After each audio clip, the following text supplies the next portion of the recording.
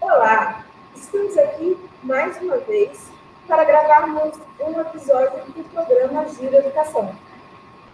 Neste momento, nós estamos compartilhando afetos, sonhos, conhecimentos. Hoje, o nosso convidado mais do que especial é o professor Roberto Pacobaíba Rodrigues, meu filho, que vai dividir com vocês, tá, conhecimentos na área de química. Eu tenho certeza que todas as explicações serão muito bem-vindas. Mesmo eu, que não fui uma boa aluna em química, com certeza irei aprender muito com o Roberto. Roberto, é com você. Bom dia, boa noite, boa tarde, né? A gente não sabe que horas cada um vai assistir a gravação, mas no nosso caso, né, Leandro, é boa noite. Agradecer pelo convite, pelo carinho sempre, né? Minha mãezona, lá no Moacir Padilha, e fui convidado, então, para poder trabalhar com vocês algumas questões de química do Enem. Eu selecionei componentes da área de química diferenciados do Enem de 2019. Então, eu selecionei 4 questões que eu espero conseguir fechar no tempo do programa, porque eu falo um pouquinho demais e quando eu me empolgo eu acabo falando além da conta. Então, eu vou tentar ser o mais claro e objetivo possível dentro dessas questões que eu selecionei. Bem, compartilhar os slides com vocês.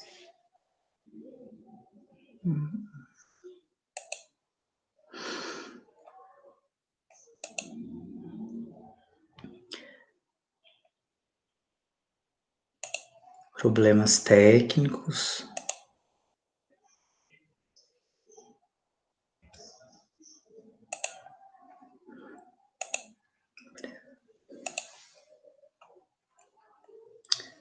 Não está aparecendo para mim a janela da apresentação para compartilhar.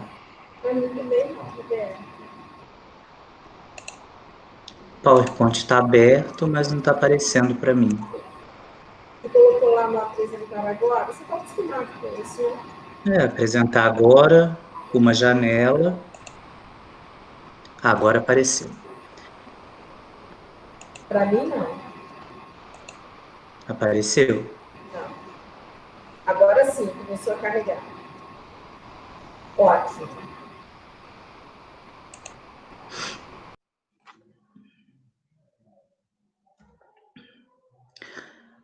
Bem, pessoal, como eu já falei, a gente vai trabalhar algumas questões de química do Enem.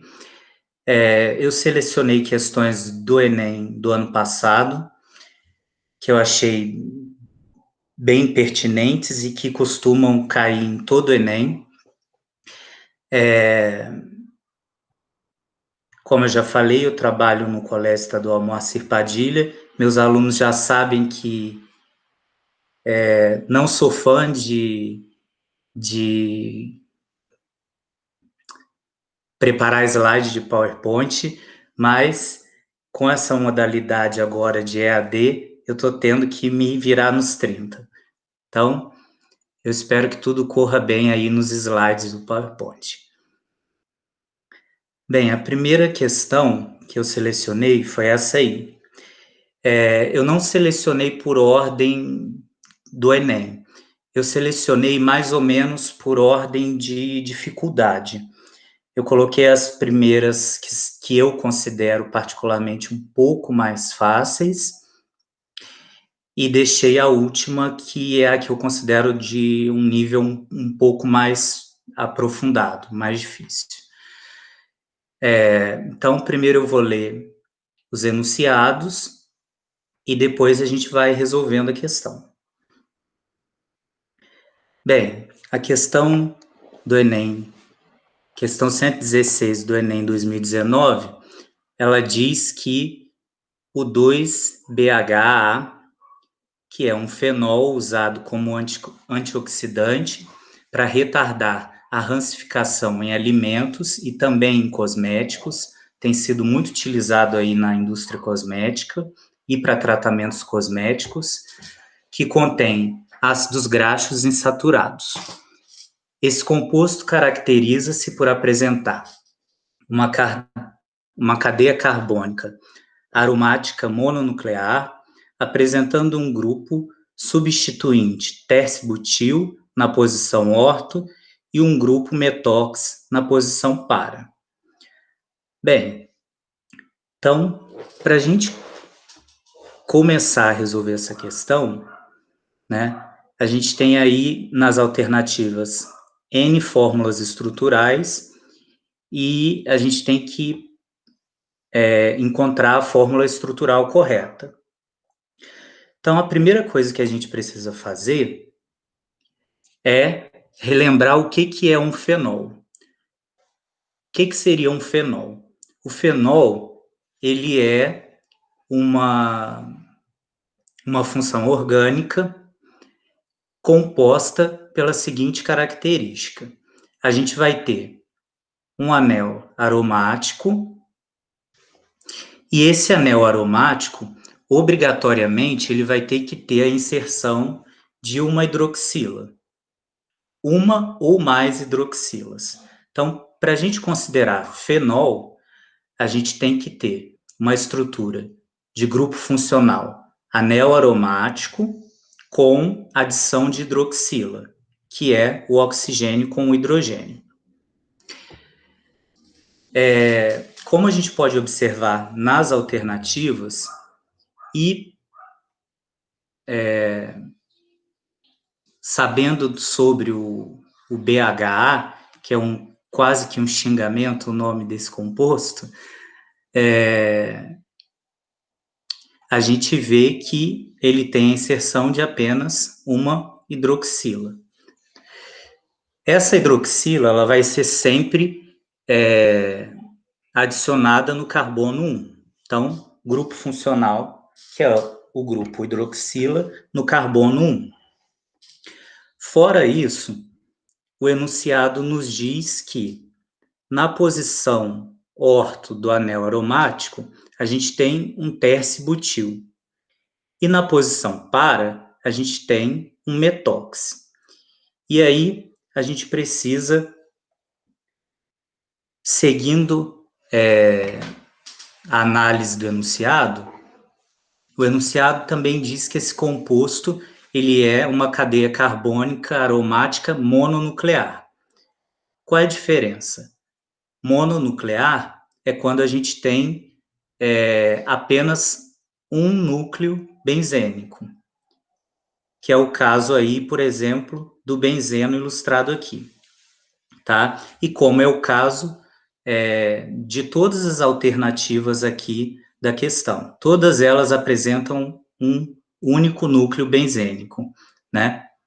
Então, todas elas são cadeias carbônicas mononucleares, né? Então, isso não seria critério para a gente eliminar qualquer alternativa. Mas, de qualquer forma, vale a pena relembrar a diferença de mononuclear e polinuclear. Então, mononuclear, um anel benzênico. E a polinuclear, 2 ou mais anéis aromáticos. Aí eu coloquei aqui o exemplo do naftaleno, com 2 anéis, e o antraceno, com 3 anéis. Bem, então, a gente já comentou que essa característica mononuclear não vai nos permitir eliminar nenhuma das alternativas, porque todas as alternativas apresentam só um anel. Seguindo, relembrar as posições de inserção dos radicais no anel aromático. Então, a gente tem o anel aromático, levando em consideração que a gente está trabalhando com um fenol, logo, no carbono 1, a gente vai ter a hidroxila. Então, a hidroxila vai estar no carbono 1, que nas alternativas aí, está sendo considerado como carbono 1 o carbono do topo do anel aromático. E aí a gente segue as seguintes posições. A posição orto. O que seria a posição orto? A posição orto vai ser quando o radical ele vai se inserir no carbono 2 do anel aromático, tá? A posição meta, quando o radical vai se inserir no carbono 3. E a posição para, quando o radical se insere no carbono 4. Segundo o enunciado, a gente vai ter inserções na posição orto e para, ou seja, no carbono 2 e no carbono 4. E aí a gente pode começar a montar o nosso fenol.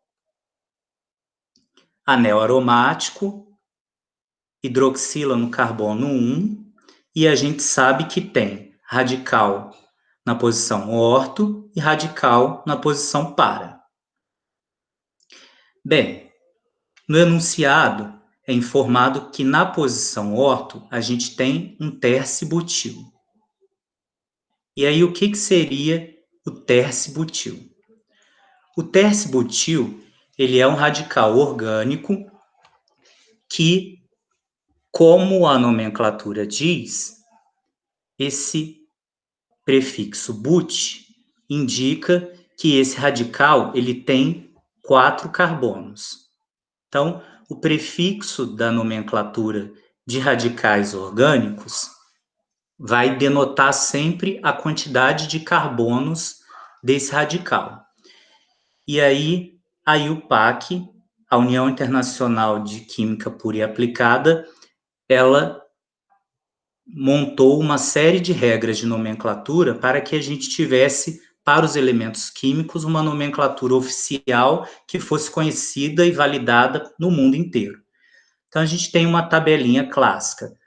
Um carbono, prefixo met, 2 et, 3 prop e 4 but. Então, esse prefixo but nos indica que o tércio-butil ele tem 4 carbonos. E esse tércio, o que significa?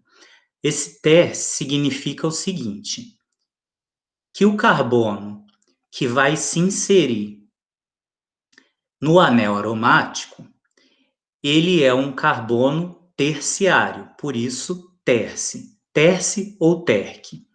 Então é um carbono terciário. O que significa um carbono terciário? Seria um carbono ligado a outros 3 carbonos. Então, como o butil tem 4 carbonos, esse carbono terciário vai se ligar aos outros 3. E aí a gente tem a entrada de um CH3 e o terceiro CH3. Então, nós temos o tércio-butil, 4 carbonos, com o carbono que vai se ligar ao anel aromático ligado a 3 carbonos, carbono terciário, ok?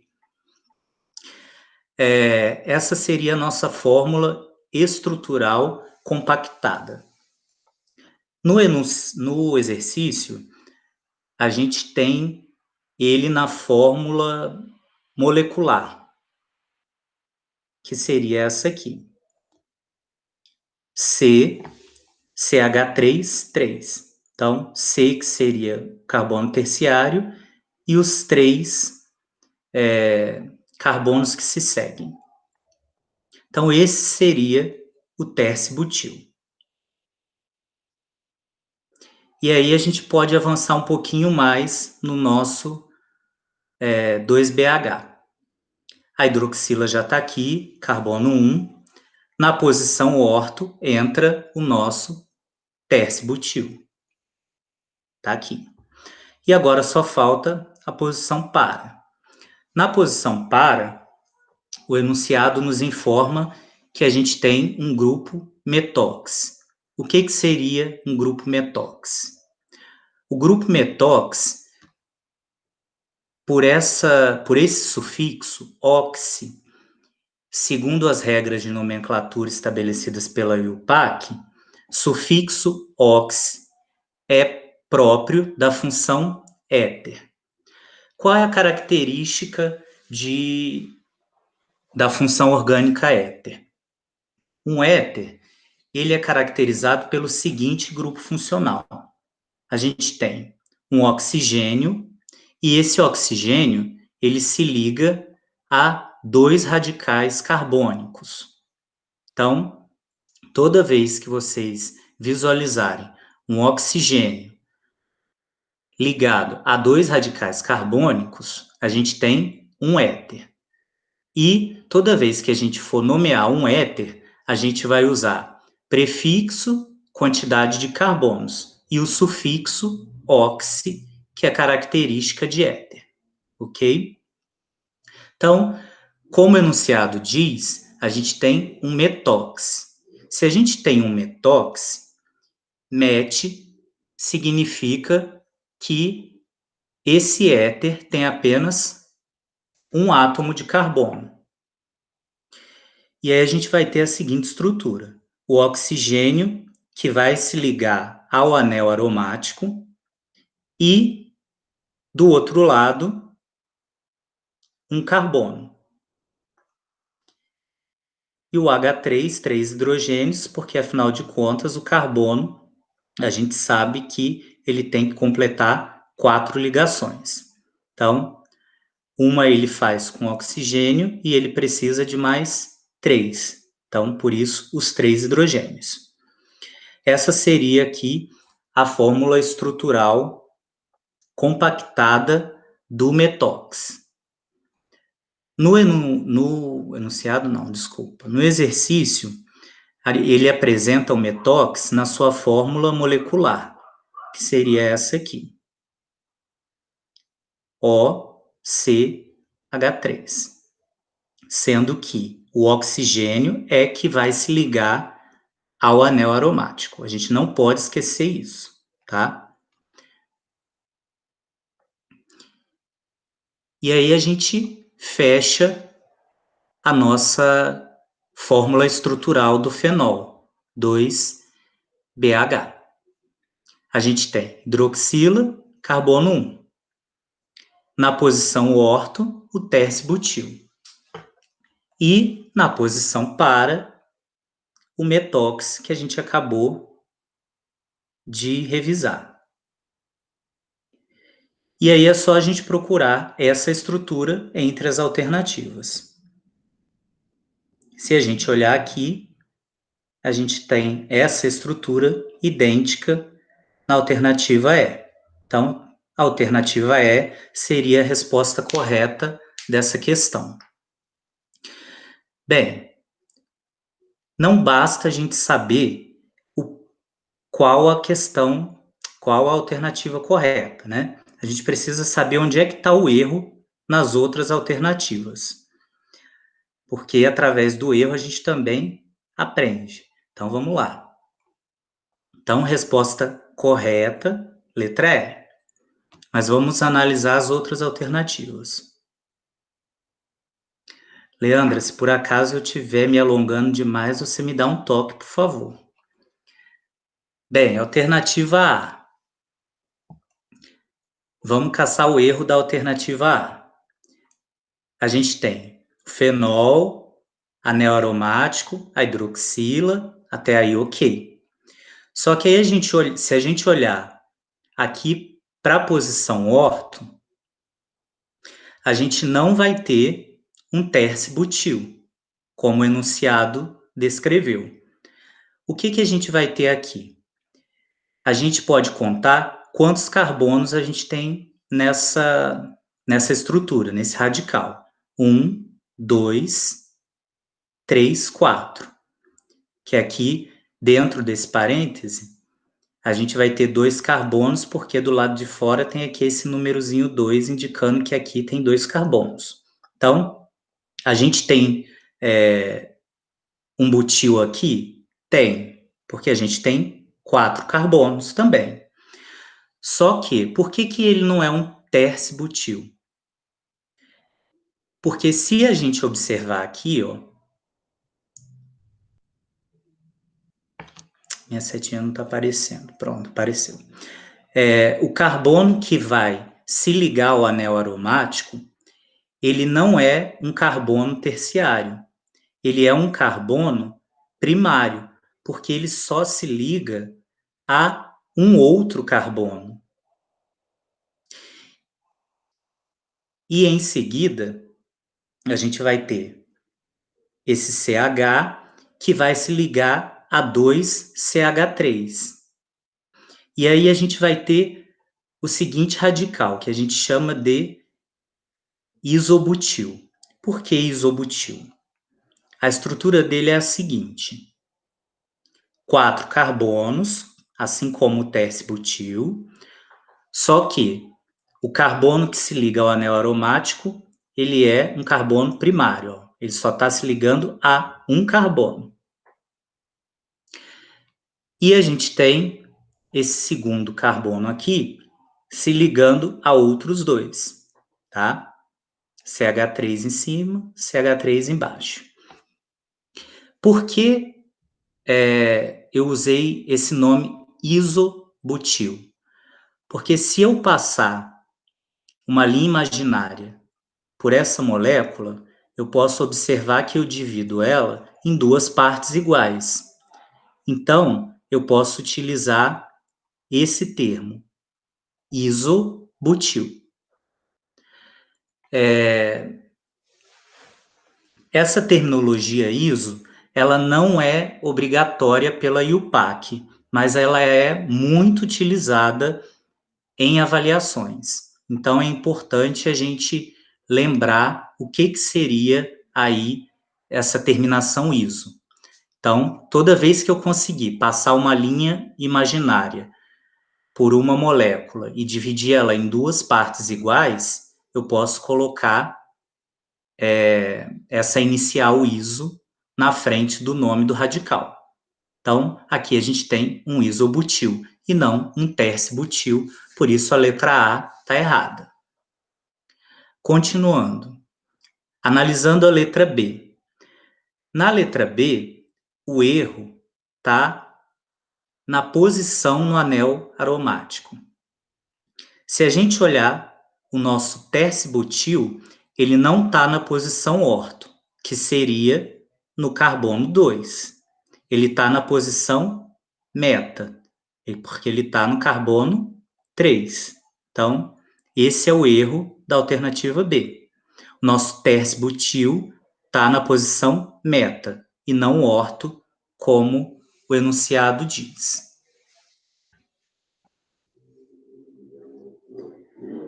Alternativa C.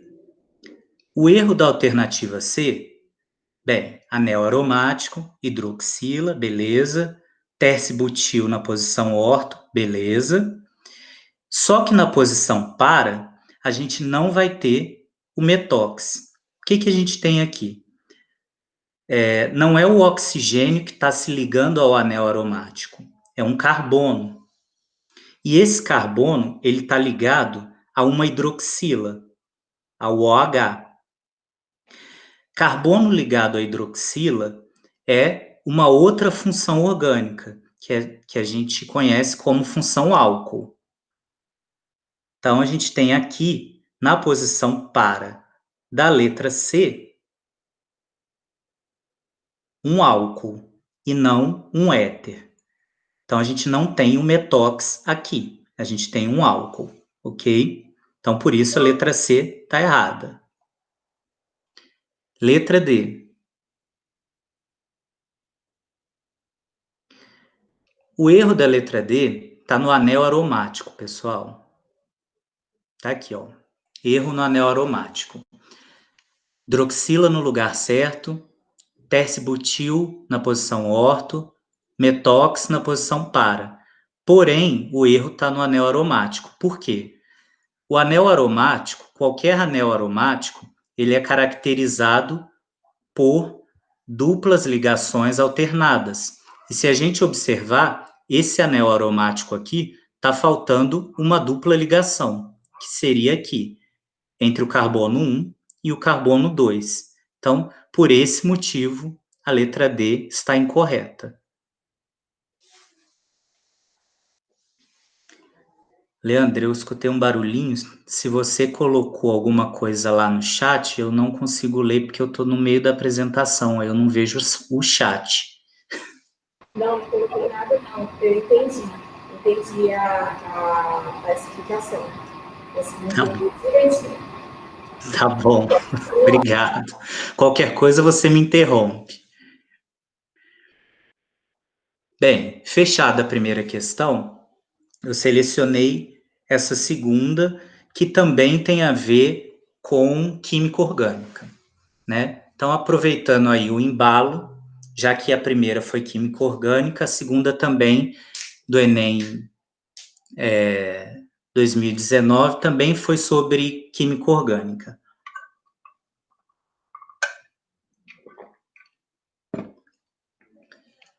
E aí, lendo o enunciado. Uma das técnicas de reciclagem química do polímero PET, eu vou pular esse nome aqui, gente, quase um palavrão, tá? Gera aí o tereftalato de metila e o etanodiol, conforme o esquema da reação aqui embaixo, e ocorre por meio de uma reação de transesterificação. Bem, esse enunciado aqui dá para a gente matar a questão só pelo enunciado, por causa dessa palavrinha aqui, ó, transesterificação. Quando a gente bate o olho para uma questão dessa, a gente logo se assusta, né? Por causa das moléculas aqui representadas. Só que é uma questão extremamente simples se a gente souber o que é o processo de transesterificação. E aí a gente vai relembrar o que é o processo de transesterificação. O processo de transesterificação nada mais é do que um éster reagindo com um álcool e produzindo um novo éster e um novo álcool. Se a gente olhar aqui no produto,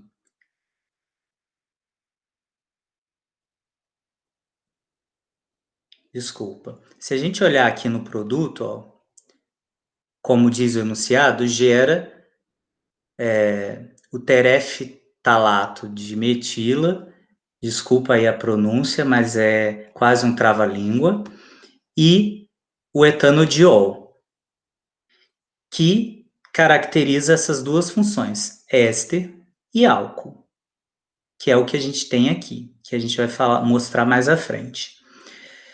Então, por essa palavrinha aqui, transesterificação, a gente já consegue matar a questão, apesar dela parecer muito complicada, tá? Por conta das fórmulas estruturais. E aí a gente precisa, já que a gente está falando de transesterificação, relembrar o que é um éster. O éster é uma função orgânica que parte de um ácido carboxílico que tem esse grupo funcional. Esse grupo funcional não é o grupo funcional de um éster ainda. É um grupo funcional de um ácido carboxílico. O éster é derivado de um ácido carboxílico que tem esse grupo funcional C-O-OH. Então, a gente tem aqui uma carbonila e uma hidroxila. E aí, no éster, o que acontece? O ácido carboxílico, ele perde esse hidrogênio aqui, da hidroxila. E aí a gente tem o grupo funcional de um éster, que seria um C-O com uma ligação simples com oxigênio, e esse oxigênio que perdeu o hidrogênio, ele vai se ligar a um radical orgânico, tá? Então, esse seria o grupo funcional de um éster. C-O, carbonila, e o oxigênio em ligação simples com carbono e um radical orgânico, que substituiu o hidrogênio da hidroxila. Em seguida, o que é um álcool? O álcool vai ser outra função orgânica, né, uma função oxigenada também, aonde a gente tem essa estrutura, esse grupo funcional. O carbono ligado a uma hidroxila. Então, toda vez que a gente bater o olho e ver um carbono ligado a uma hidroxila, a gente tem um álcool.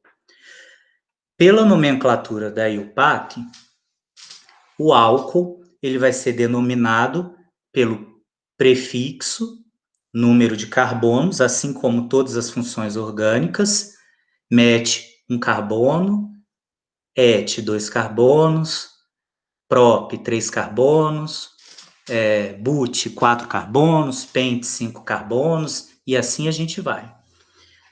Adicionado ao sufixo ol, que representa a função álcool, ok? Bem, seguindo aí. Observando o esquema da reação. A questão nos pede, segundo o esquema da reação, quem é o composto A, esse camarada aqui. Observando a reação, a gente pode diagnosticar o seguinte. Aqui a gente tem carbono ligado à dupla O e um oxigênio com ligação simples ligada ao carbono e a um radical orgânico. Logo, isso é uma função éster. Aí a gente passa a olhar, antes de olhar o produto, desculpa, a nossa pergunta. Quem é o A? E aí a gente passa ao produto. Olhando o produto, a gente pode observar aqui COOCH3. Isso seria a fórmula molecular de um éster. C-O, o oxigênio se ligando ao carbono numa ligação simples e se ligando ao CH3, radical orgânico. Então, a gente tem 2 ésteres aqui. Mas, como segundo produto, como o enunciado já diz, o estanodiol. Estano, por quê? Et, porque tem 2 carbonos, ó. Aqui nessa ponta e nessa outra ponta, a gente tem os carbonos, 1, 2 carbonos, e ligações simples, por isso a gente só tem tracinhos, só um único tracinho. Se a gente tivesse ligação dupla, a gente teria um segundo tracinho em algum ponto. Se a gente tivesse ligação tripla, a gente teria mais 2 tracinhos, ok? E diol, por que diol? Porque a gente tem 2 hidroxilas. Logo, no produto a gente tem éster e álcool. Sabendo que essa reação ocorre por meio de transesterificação, que é éster mais álcool, formando um novo éster mais um novo álcool, o nosso camarada aqui, A, só pode ser um álcool. E aí a gente encontra a letra B como resposta correta. Por quê? Como eu falei anteriormente, o álcool ele é caracterizado por presença de hidroxila e no nome a gente vai ter o final, né, o sufixo ol.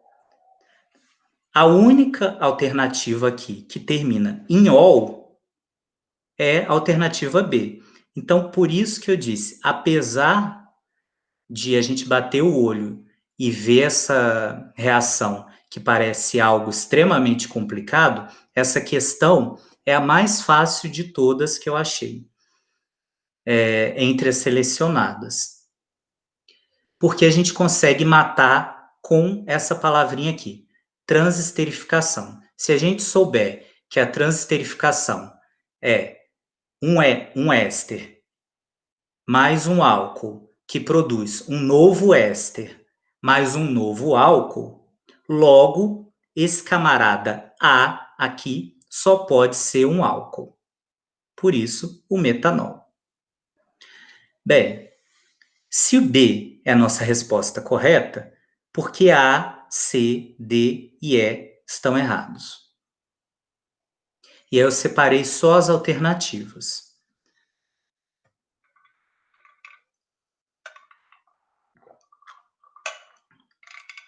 Para quem já me conhece, já sabe, enquanto eu estou dando aula, eu bebo água o tempo inteiro, pessoal. Não é cachaça, tá? É só água. Vamos lá. Letra A, metano. Pelo nome, a gente já tem algumas informações. Para quem estudou já, para quem já está craque em nomenclatura de funções orgânicas, a gente sabe que o metano ele vai ser um hidrocarboneto. Por quê? Porque os hidrocarbonetos, segundo a IUPAC, tem sufixo O. Então, o nome dos hidrocarbonetos sempre terminam em O. Então, aqui a gente tem met, prefixo, que diz a quantidade de carbono. Met significa que essa substância tem um carbono.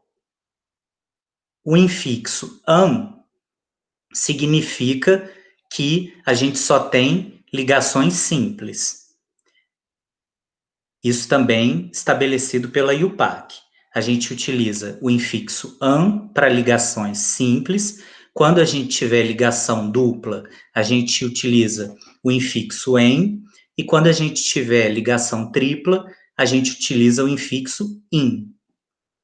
Como é an, só tem ligações simples. E o sufixo O de hidrocarboneto. Então, a letra A, a gente tem um hidrocarboneto. Então, não tem como ser a alternativa correta. Então, tá aqui.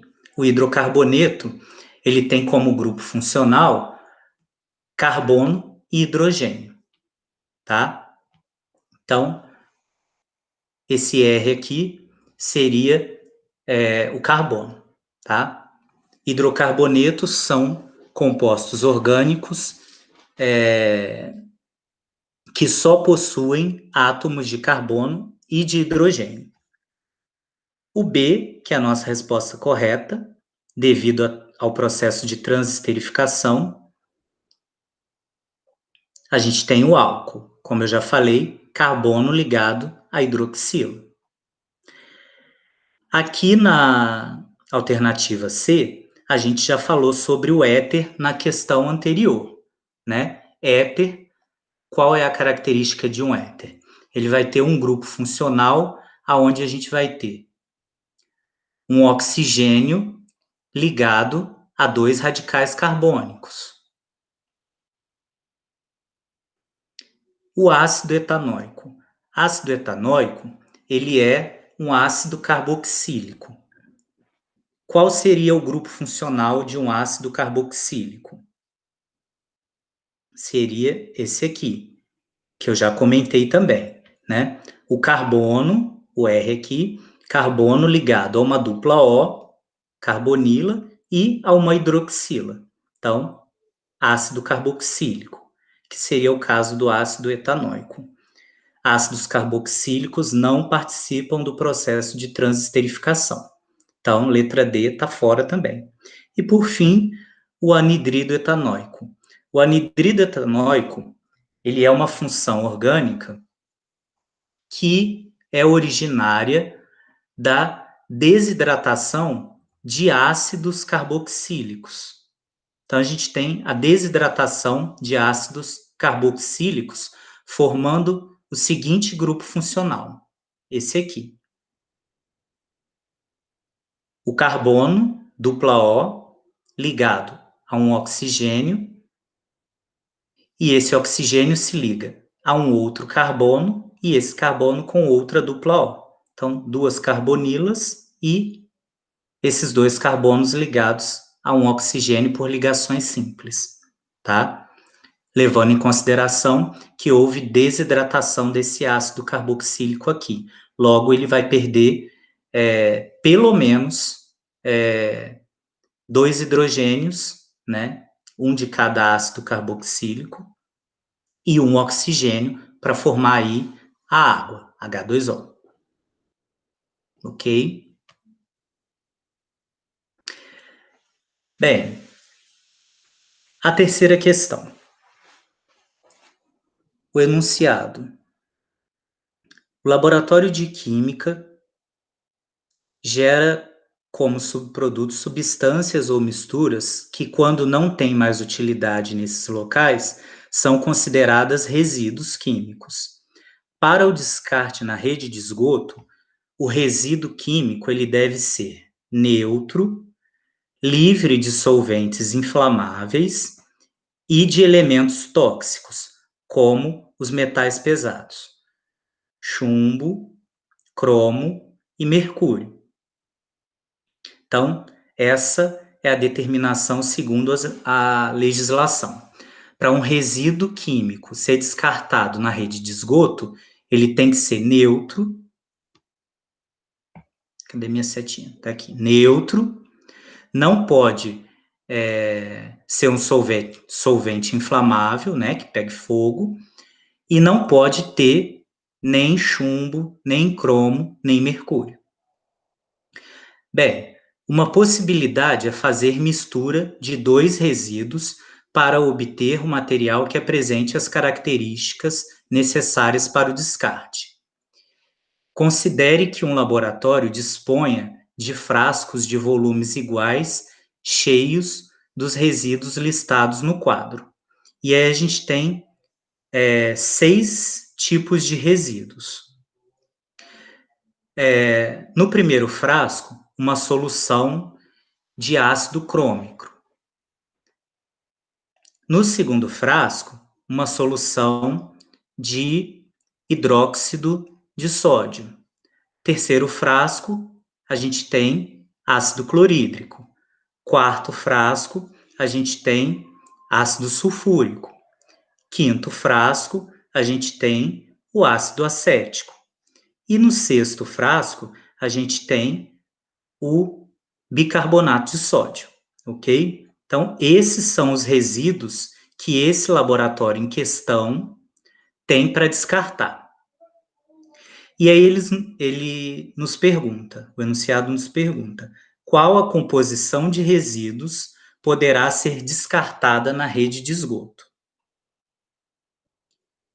Letra A, 1 e 2. Então, vamos analisar a alternativa A, combinando o resíduo 1 com o resíduo 2. O resíduo 1 é o ácido crômico. Se é o ácido crômico, pessoal, ele tem cromo. O enunciado nos informa que, para o descarte na rede de esgoto, o resíduo ele deve ser, além de neutro e não ser inflamável, ele não pode ter elementos tóxicos como o chumbo, o cromo e o mercúrio. Então, a alternativa A ela é descartada de cara porque o resíduo 1 ele tem cromo. Ou seja, esse resíduo do frasco 1, ele não pode ser descartado de forma alguma na rede de esgoto, por causa do cromo, que é um elemento extremamente tóxico. Então, por esse motivo, letra A, descartada. Analisando a alternativa B. A alternativa B sugere a combinação, dos resíduos 2 e 3. No frasco 2, a gente tem hidróxido de sódio. Beleza, uma base. No ácido, desculpa, no frasco 3, a gente tem o ácido clorídrico, né? O ácido. E aí a gente observa, no ácido clorídrico, a gente vai ter um hidrogênio ionizável. No hidróxido de sódio, a gente tem uma hidroxila. E aí, para a gente poder gerar um resíduo neutro, como a legislação determina, para a gente descartar no esgoto, que tem que ser um resíduo neutro, eu preciso que a hidroxila neutralize o hidrogênio. Nesse caso, eu tenho um hidrogênio, uma hidroxila. Logo, a relação estequiométrica entre o ácido clorídrico e o hidróxido de sódio é de 1 para 1. 1 mol de ácido clorídrico é neutralizado por 1 mol de hidróxido de sódio. E aí, o que eu preciso observar? Se a relação estequiométrica é de 1 para 1, eu preciso ler qual é a concentração que eu tenho de ácido clorídrico e de hidróxido de sódio nos frascos no laboratório. E aí eu olho aqui, que eu tenho no frasco 2 uma concentração de 0,2 mol por litro de hidróxido de sódio.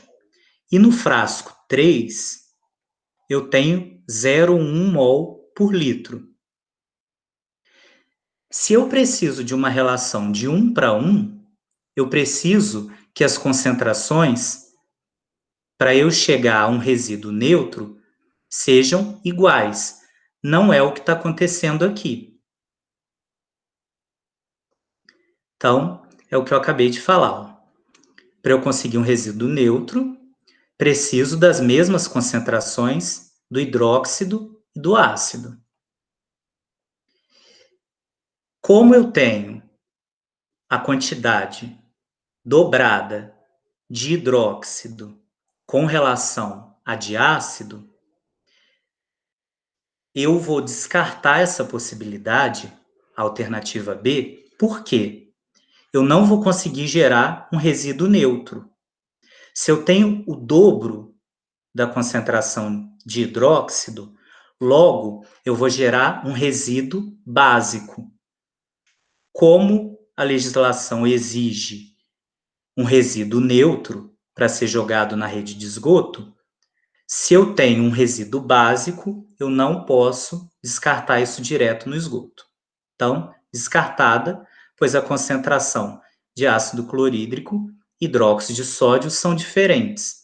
Logo, na combinação, eu vou ter um resíduo básico, porque aqui eu tenho o dobro da quantidade de hidróxido se comparado a de ácido clorídrico.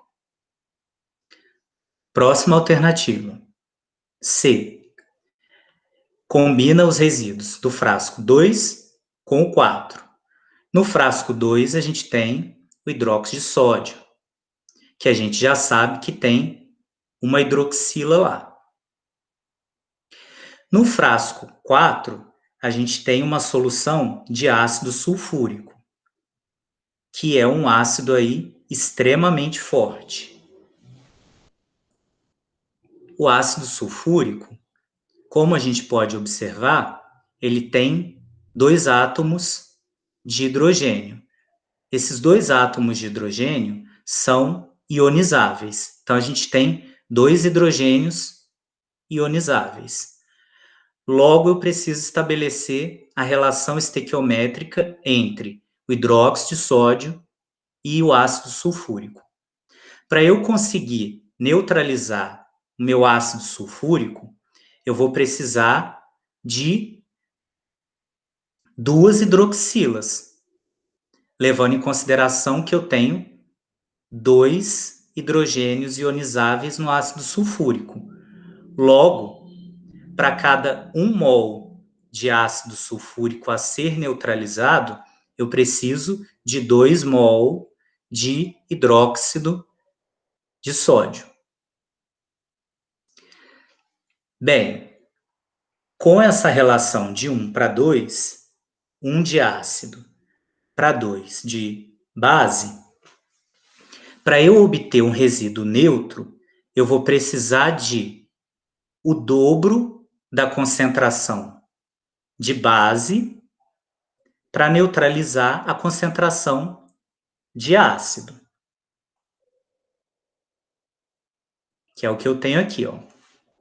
Para eu conseguir um resíduo neutro, eu vou precisar o dobro da concentração de hidróxido de sódio se comparada com a concentração de ácido sulfúrico.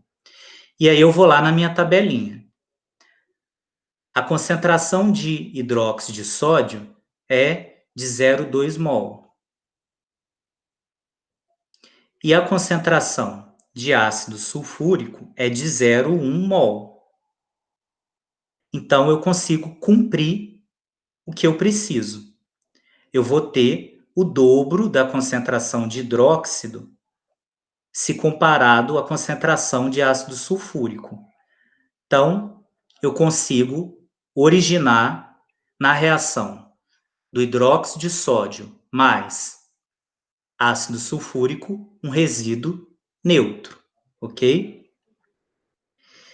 E aí a gente pode afirmar que a letra C é a resposta correta. Não satisfeito, vamos analisar as letras D e E. Por que estão erradas? Na alternativa D. A alternativa D, ela sugere a combinação dos resíduos 5 e 6. Resíduo 5 é o ácido acético.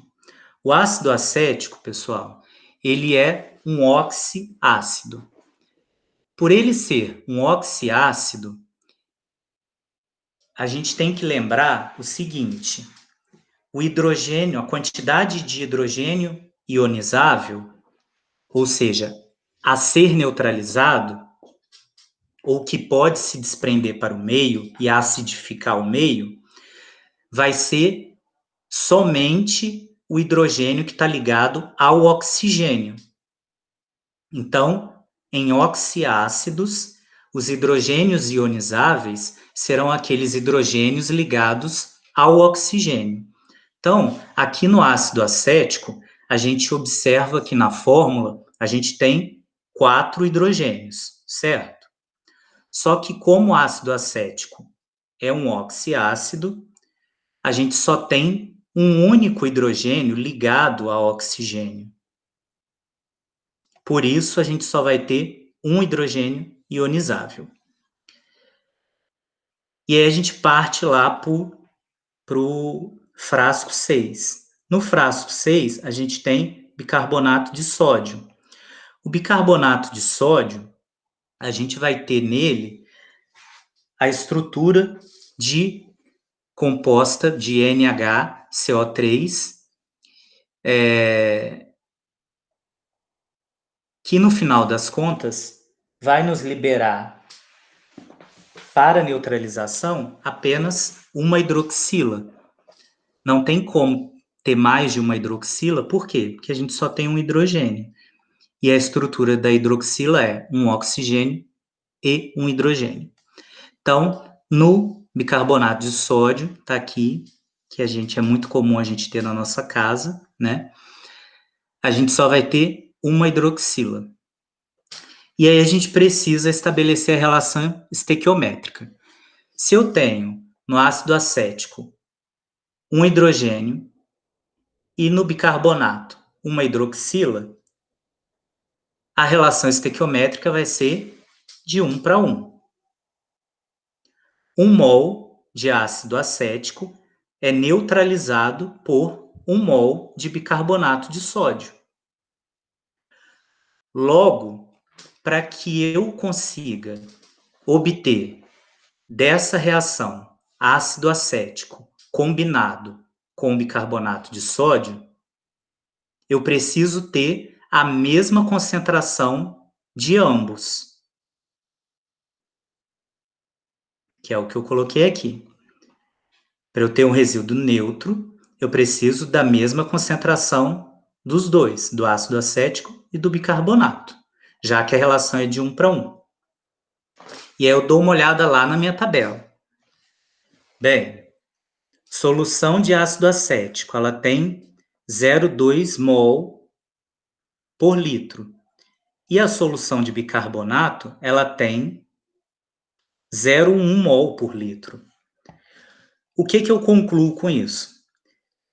Se eu tenho o dobro da concentração de ácido acético, se comparado à de bicarbonato, quando eu combinar os dois, eu vou ter a formação de um resíduo neutro? Não, eu vou ter a formação de um resíduo ácido, porque eu tenho o dobro de concentração de ácido.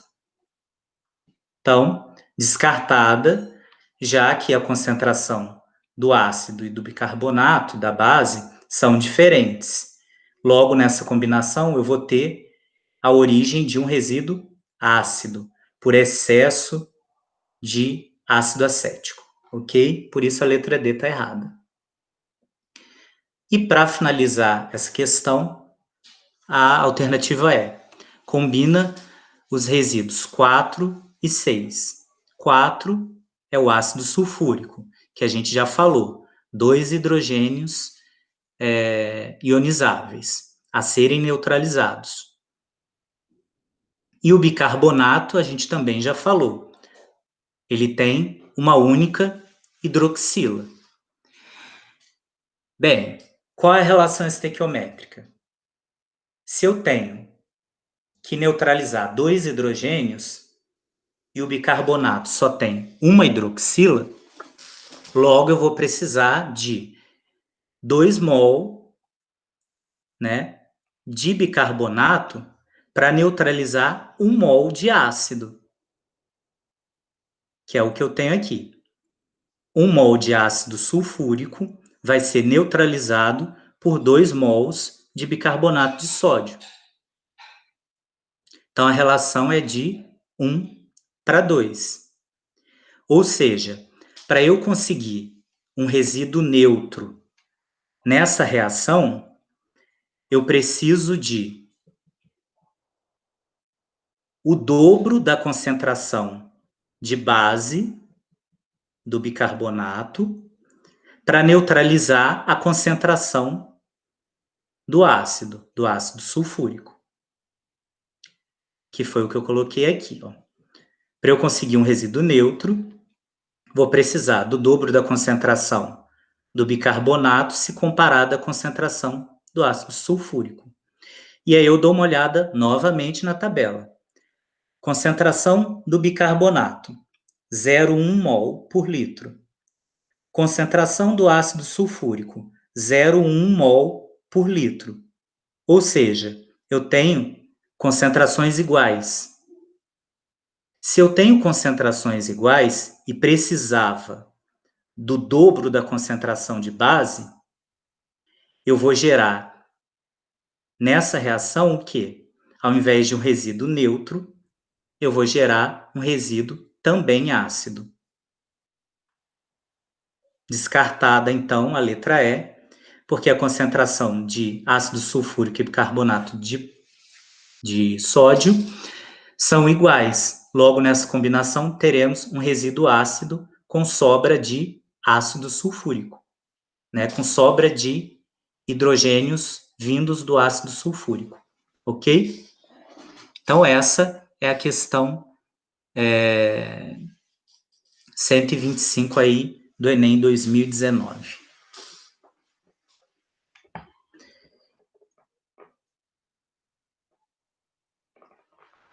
Próxima e última questão. Essa eu considerei a questão, entre as questões de química, uma das mais complicadas. Ela vai envolver conhecimento na área de soluções. E exige aí alguns cálculos e exige que o aluno ele saiba algumas fórmulas, querendo ou não, infelizmente, decoradas, né? Porque, como a gente pode observar no enunciado, eles não fornecem fórmulas.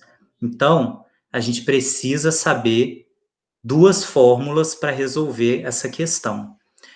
Eu, particularmente, eu já não sou a favor desse tipo de questão em avaliações mais.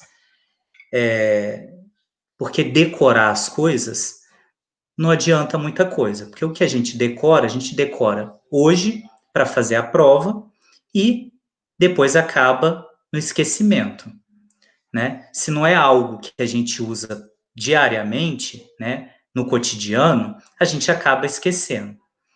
Então, essa questão, ela é complicada, primeiro porque envolve cálculo e muitos alunos têm dificuldade em matemática, e segundo porque exige uma certa decoreba, ok? Vamos lá. O enunciado. O vinagre é um produto alimentício resultante da fermentação do vinho, que, de acordo com a legislação nacional,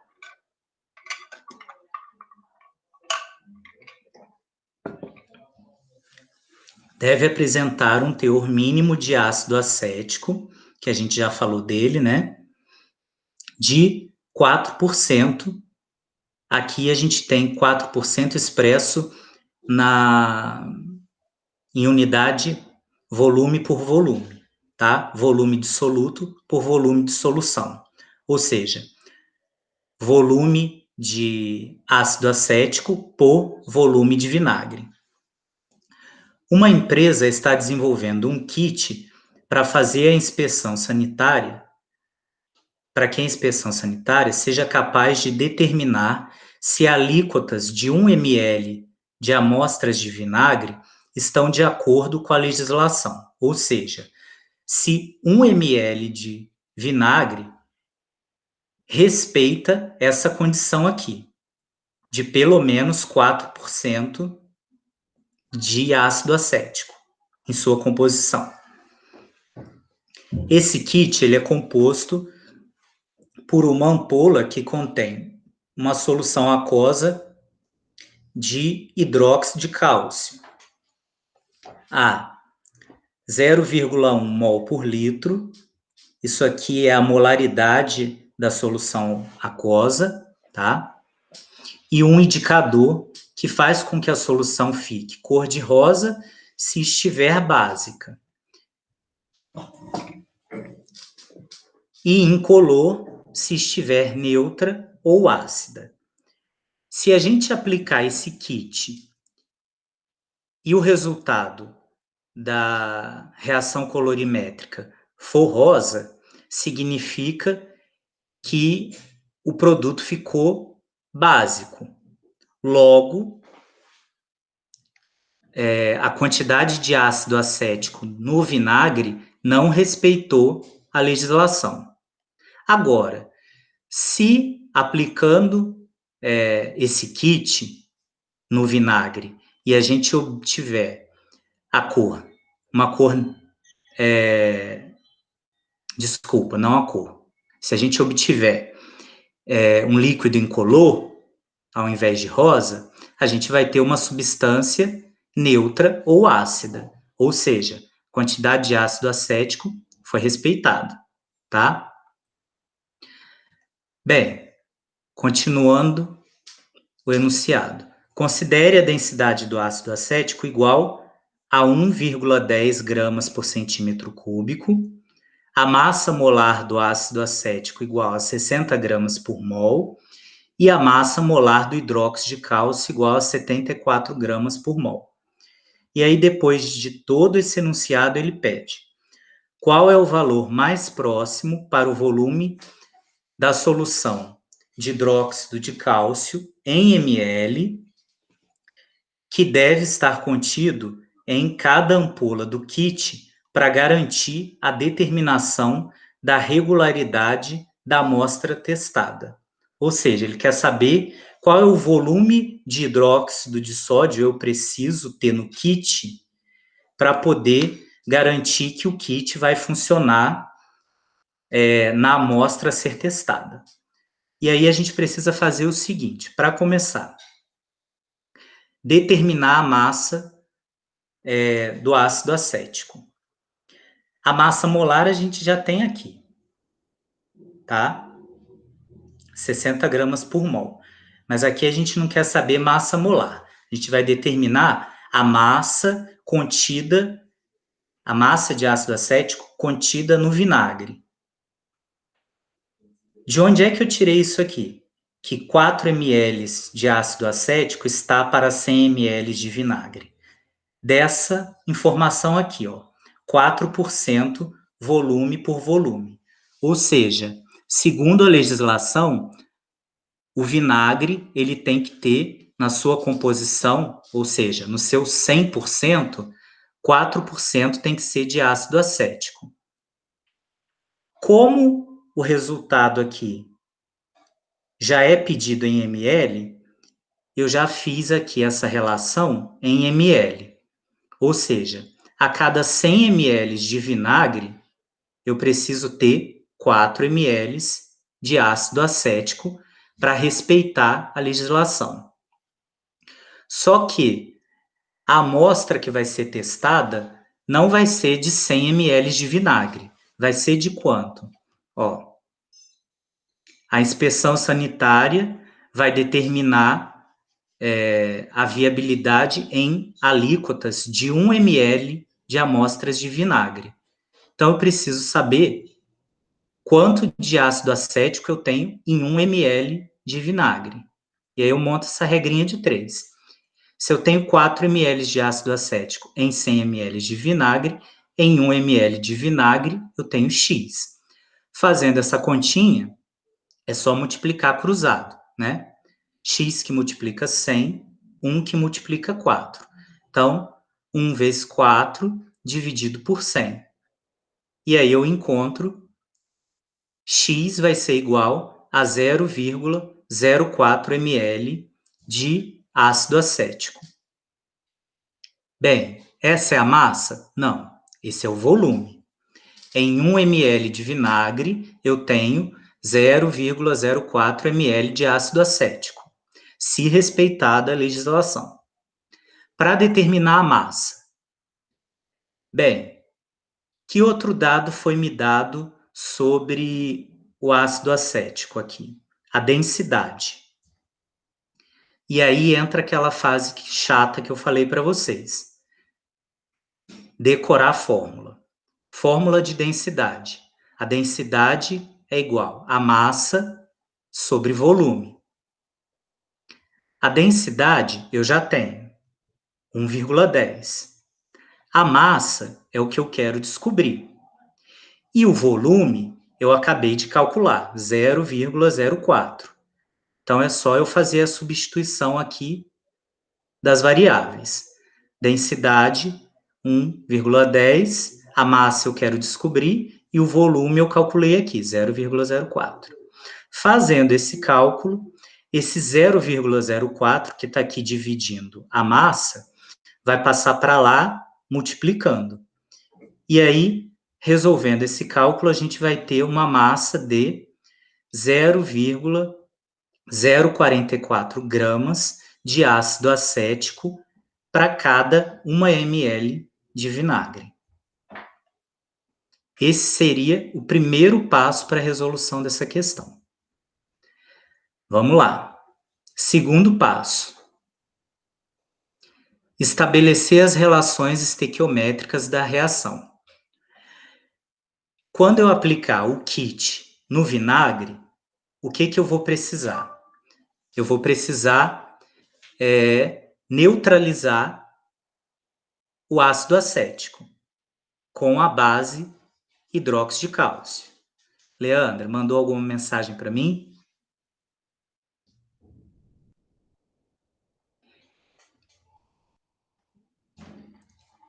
Bem, continuando. O ácido acético mais o hidróxido de cálcio. Vai ocorrer uma reação de neutralização tá? Ácido mais base vai gerar sal mais água. Isso é regra. Mas a gente não precisa saber disso para resolver esse exercício. A gente consegue estabelecer a relação estequiométrica sabendo que o ácido acético, como eu já falei para vocês, já expliquei para vocês, ele tem um hidrogênio a ser neutralizado, que é esse hidrogênio aqui ligado ao oxigênio, porque o ácido acético é um oxiácido. E aqui no hidróxido de cálcio, como a gente pode observar, a gente tem duas hidroxilas.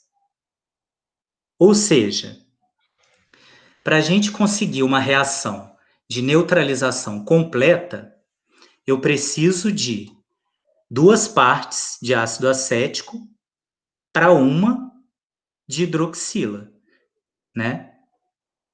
Que é isso que eu tenho aqui, ó. A cada 2 mol de ácido acético, reagindo com 1 mol de hidróxido de cálcio, eu consigo uma neutralização completa.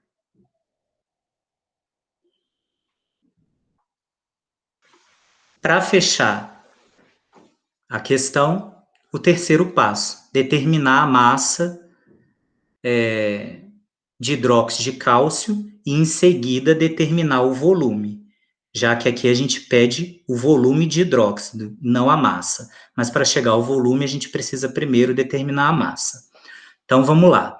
Se a gente tem uma relação de 2 para 1,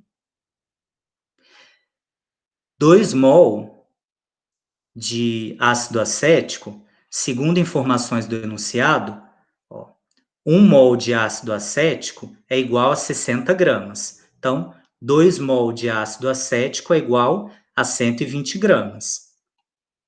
E 1 mol de hidróxido de cálcio é igual a 74 gramas, que é o que a gente tem aqui. 120 gramas de ácido acético serão neutralizados com 74 gramas de hidróxido de cálcio. Só que não são essas quantidades que a gente está trabalhando, que a gente está trabalhando só com 1 ml de vinagre.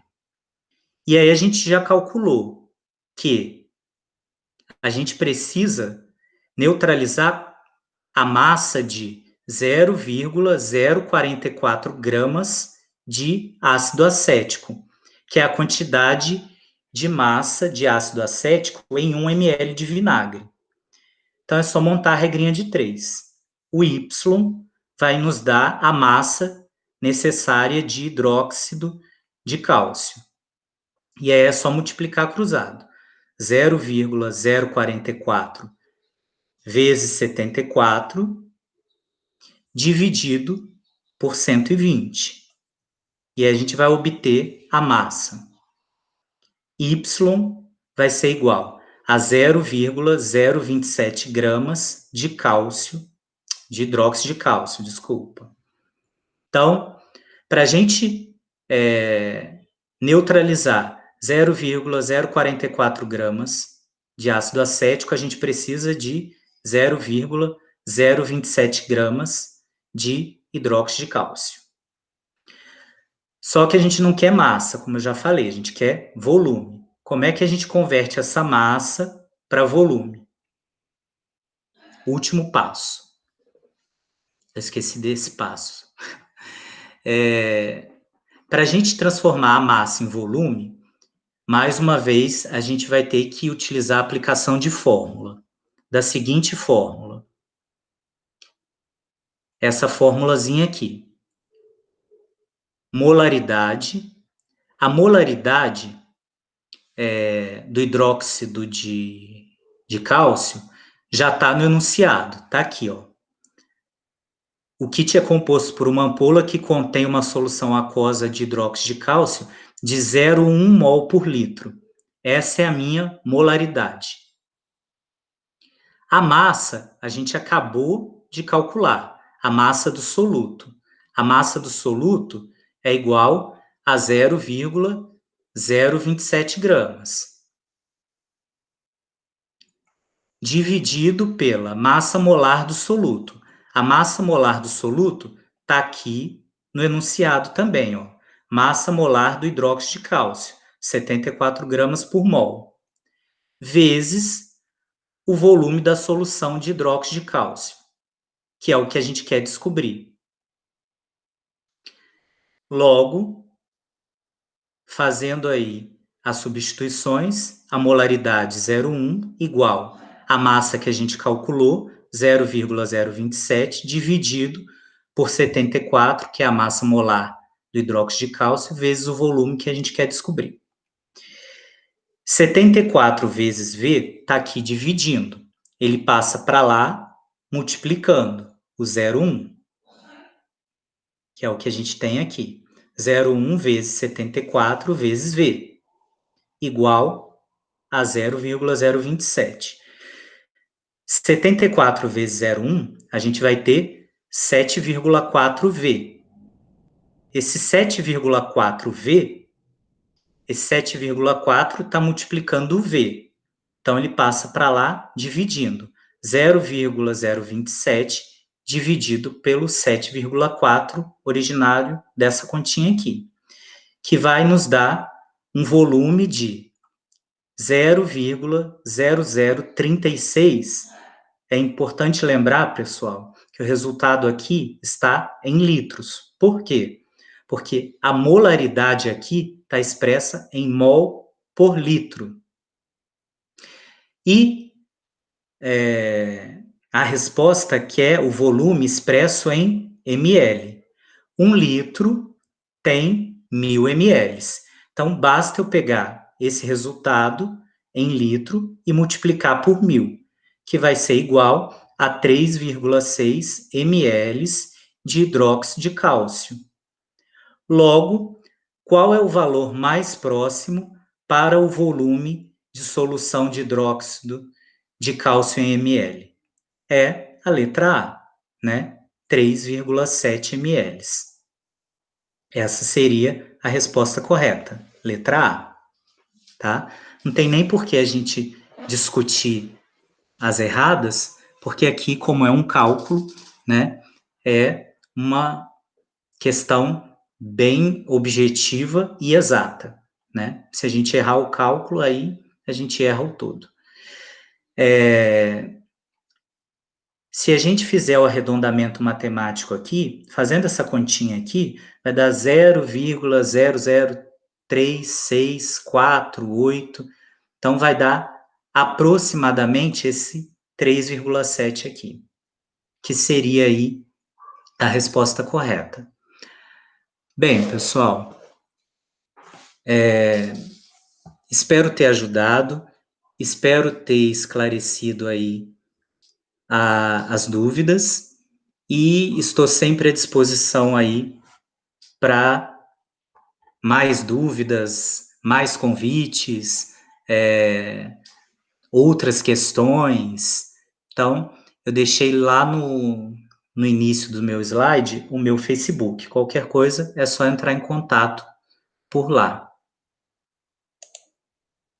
Então, seria só isso. Desculpa, eu quero te agradecer muito. A questão que eu tive maior dificuldade para compreender foi a última, tá? Porque, na verdade, em aulas de química, você precisa estar focado. Porque um detalhe que você perde, você erra a questão. Sim. Então, não dá para voar, não. Eu fiquei focada ali e aí eu consegui compreender. As primeiras 3 questões, para mim, foram um nível bem fácil, super tranquilo, consegui ir de boa. A última questão, eu já tive que ter maior atenção. Então, a dica que eu deixo para os estudantes é que, nas aulas de química, tenham foco em cada detalhe, porque os detalhes é que determinam a resposta na qual você vai chegar. Ou uma resposta correta, ou uma resposta incorreta. Muito obrigada, meu bem. Eu vou ter que fechar, porque senão não vai dar tempo. Imagina. Eu imagino, já devo ter até ultrapassado o horário, né? Aqui, um beijão para você. Beijão. E programa vai ao ar na próxima quarta-feira. Tá bom, então. Beijo. Até a próxima. Até a Beijo. próxima. Tchauzinho.